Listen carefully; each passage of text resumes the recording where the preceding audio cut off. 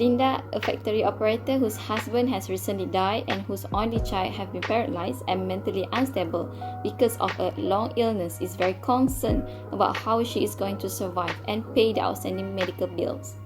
She explained her worries to Mahmud, a friend who is a successful businessman.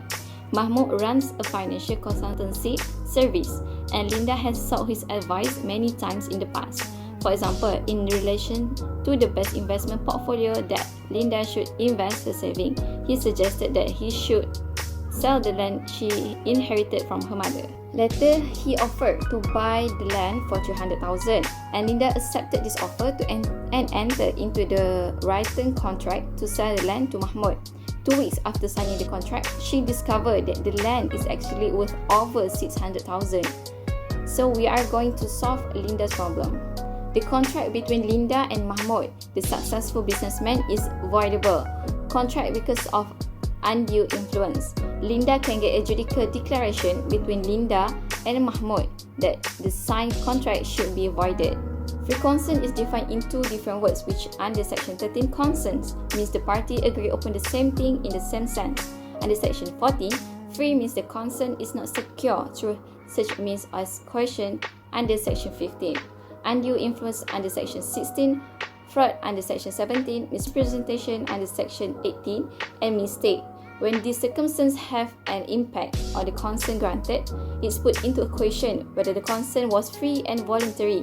The contract can be voidable if there is no consent. For the contract between Linda and Mahmud is undue influence. Undue influence is defined as excessive persuasion enables another person to behave or refrain from acting by overriding that person's free will, resulting in injustice. Elements of undue influence are where the relation subsisting between the parties is in a position to dominate the will of others and uses the position to obtain an unfair advantage over the others, such as money and property. Linda and Mahmud's existing connection is a fiduciary relationship in which Linda is in a position of trust and confidence in relation, and Mahmud acts on Linda's behalf or in their interest in some way. In this case, domination has occurred where one party is weaker than another party. This is because the weaker party is taken advantage by the other party while they are having crisis in one life. When a person in a position to dominate the will of another enters into contract with him and the transaction appears to be unconscionable on the face of it, or on the evidence presented, the person in a position to dominate the will of others bears the burden of proving that the contract was not induced by under influence. The dominating party have gained unfair advantage from weaker parties such as money and property. In this case, Mahmud took advantage against Linda and sold her land with lower price than the actual price. Such influence is undue. The person in position of domination has used that position to obtain an unfair advantage for Linda. The contract between Linda and Mahmud is voidable. Next, a contract might be terminated. Contracts are legally binding agreements that obligate parties to fulfill a predetermined set of conditions. If a party decides to end the agreement, it must do so with written notice. The party must inform the other party of their intention after determining the basis of contract termination.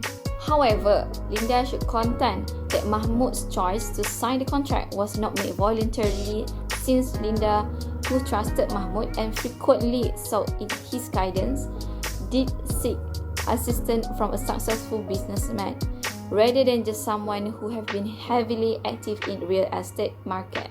Linda also has to make a distinction between this case and Alcott versus Skinner, where it was decided that the presumption of undue influence was disproved because the plaintiff, a young nun, was found to have given away her property out of habit and without giving it much thought as to what it might mean for her own future.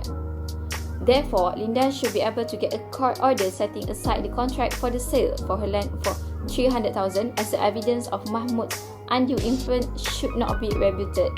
Other than that, the case between Linda and Mahmud also can be supported from the case between Tate versus Williamson. Williamson, an older cousin, was consulted by a student in debt and offered to buy Tate's stake in plantation for £7,000 after some debate. Before a contract was completed, Williamson learned that the asset was worth almost twice as much as a result of mineral research and neighbouring property and the finding of those minerals. Tate had accepted this offer. Williamson bought a land without informing Tate of its potential worth, but he quickly and significantly profited from the deal. The court ruled that a special connection existed, that there had been undue influence used, and that Williamson must provide Tate an accounting of benefit obtained from the deal. The case between Datuk Jaginder Singh and Tara Rajaratnam, the subject of his lawsuit is Tara Rajaratnam, a landowner. Tara's attorney, Datuk Jaginder Singh, used his position to persuade his client to transfer the land to the third party. Decision in this instance was that the transfer was voidable, since it was the result of undue influence and that the consent was not freely provided. This case is related to the case of Linda and Mahmud, where Mahmud suggested to sell her land that inherited from her mother. For the application, Mahmud was Linda's financial consultant due to Linda's concern about how she is going to survive in terms of financial and pay the outstanding medical bills, so there was a subsisting relationship between Linda's and her friend, Mahmud.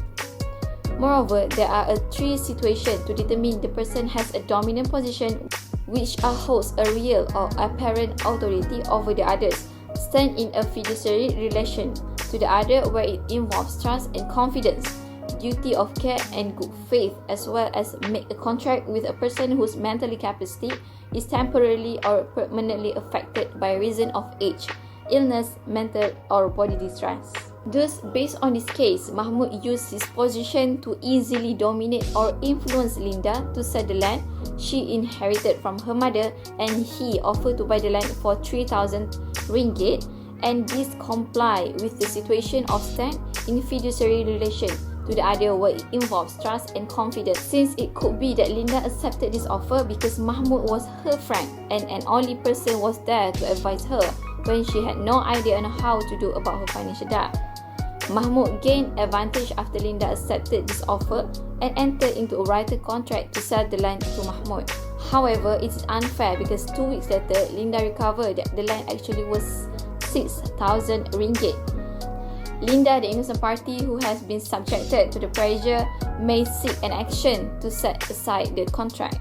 In conclusion, this contract is voidable because of undue influence. Based on Section 66, Linda can recover the agreement to be void by show the agreement was reached under undue influence. Any kind of advantage that had received by Mahmud under the contract is compelled to the restoration or compensation for Linda, so that Linda will gain her property based on Contract Act 1950 regarding on the Royal Bank of Scotland versus Ettrick cases. The position that the courts have reached is that when a third party, which is the bank, is put on inquiry as a potential undue influence, they must communicate to the person who may have been unduly influenced, which is the wife, that they require a solicitor acting for the wife, who may also act for the bank, to confirm to the bank in writing that the solicitor has explained to the wife the nature and effect of the document to be signed by the wife, and that this must be done in face-to-face meeting in the absence of the person who might exercise undue influence over her.